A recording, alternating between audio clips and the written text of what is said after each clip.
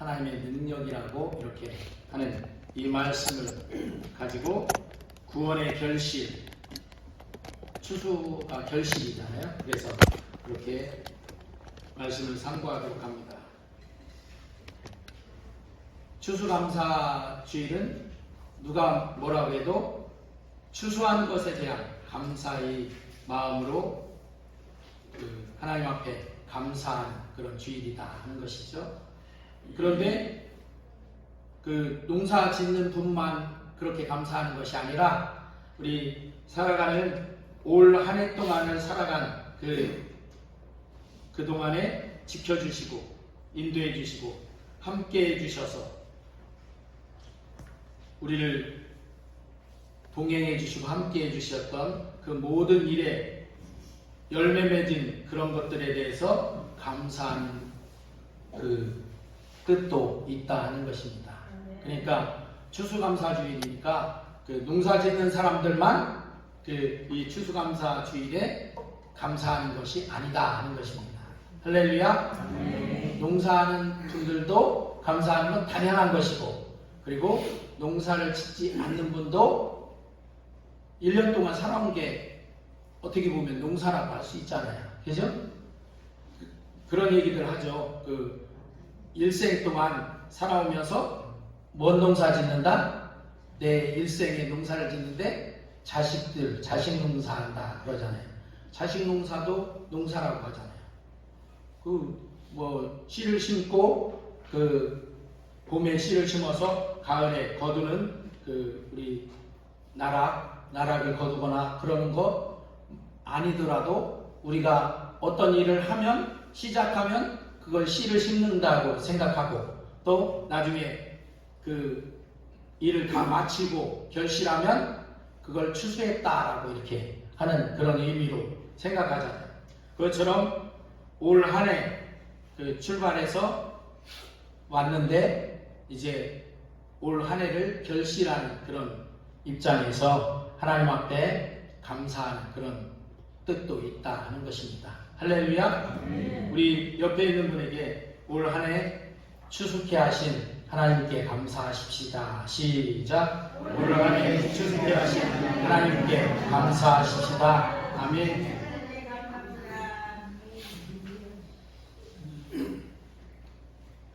우리 사람들의 인생은 온 일생을 통해서도 열매 맺는 것이고 가정을 이루고 또 자녀들을 양육하고 하면서도 그 일가를 이루는 것도 열매라고 할 수 있다 하는 것입니다. 그리고 이 세상 삶이 다 끝나고 천국으로 가는 것도 이 세상 삶을 통해서 예수 그리스도 믿음으로 구원받는 구원의 열매를 거두는 것이다 하는 것입니다. 할렐루야. 아멘. 하나님께서는 우리를 이 땅의 삶을 통해서 이 땅의 삶의 모든 결실이 곧 이제 천국으로 가는 그 결실을 맺기를 원하시는 하나님이시다 하는 것이죠.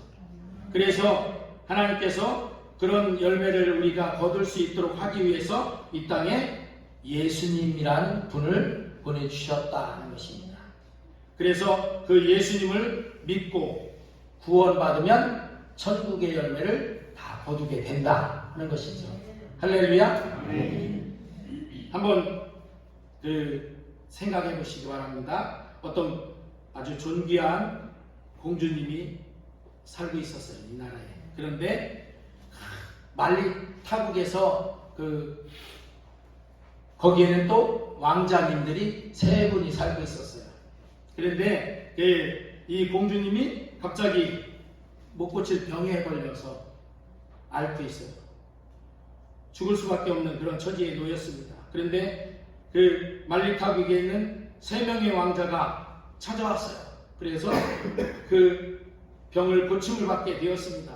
그런데 그 첫째 왕자는 어디든지 보는 이 망원경을 딱 망원경을 보면 저 말리타국이라도 볼 수 있는 그런 옛날에 우리 천리안이라고 하죠. 그런 망원경을 갖고 있었어요. 그래서 그 첫째 왕자가 보다 보니까 공주님이 지금 위기에 병에 놓여서 죽을 위기에 처해 있어. 그래서 야 저기 공주님이 죽을 위기에 처해 있다. 우리가 가서 고쳐주자. 그래서 오게 된 거예요.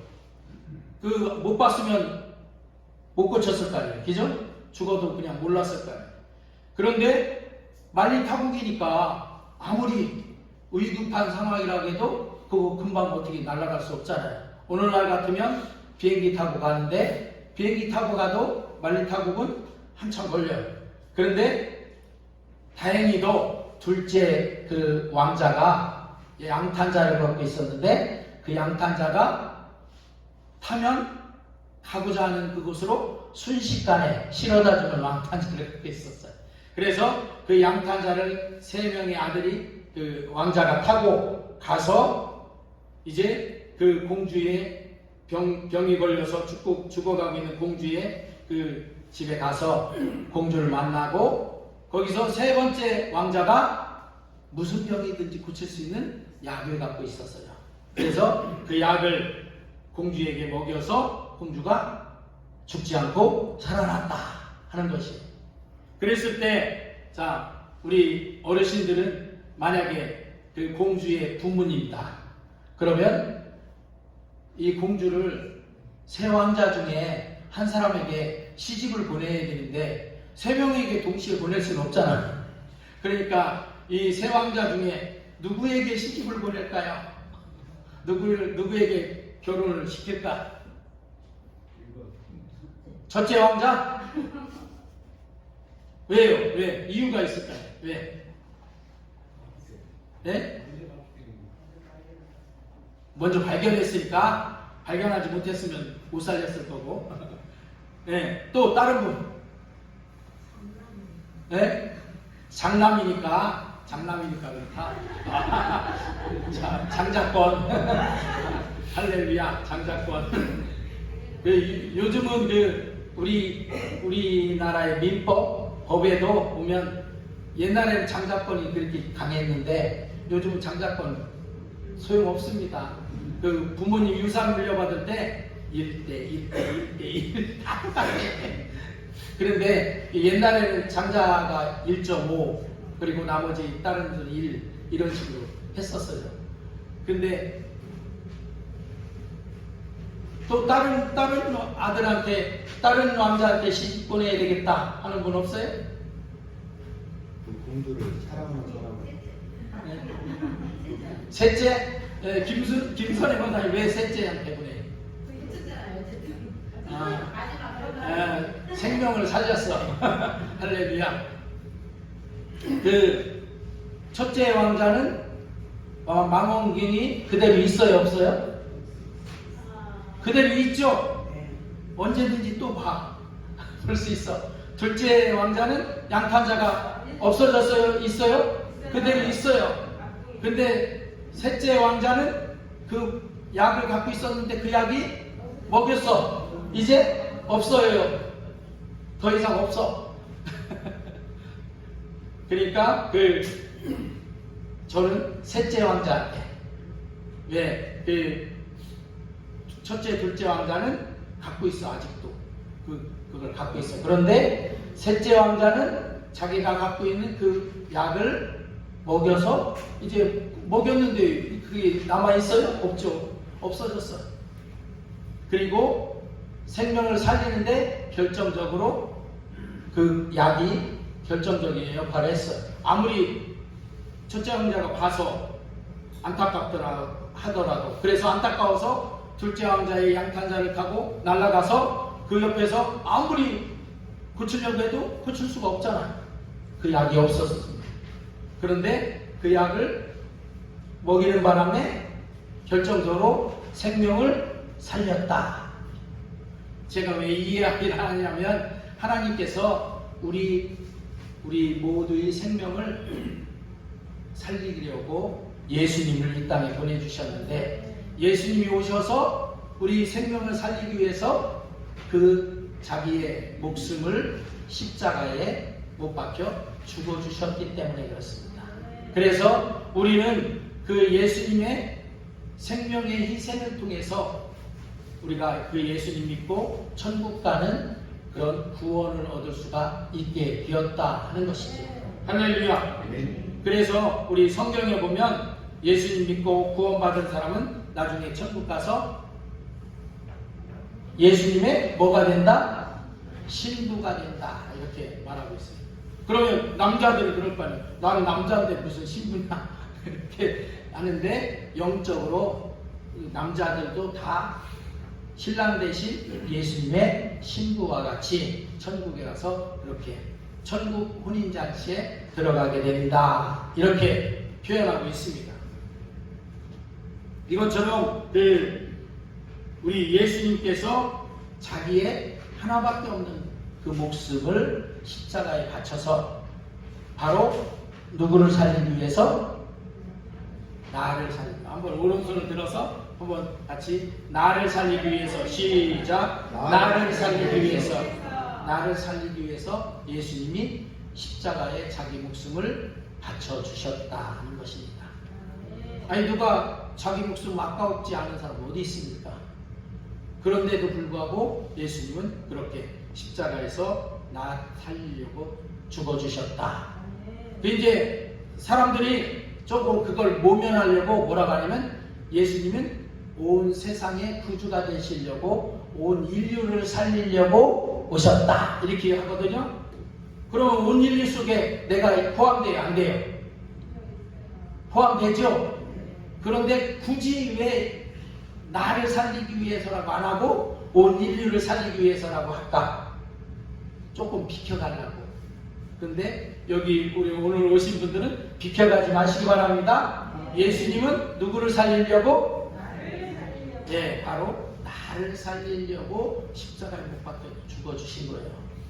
그냥 전부 살리려고 했다. 이렇게 하면 좀 내가 부담이 덜어지는 것 같아서 그렇게 하는데 그거는 회피하는 거예요.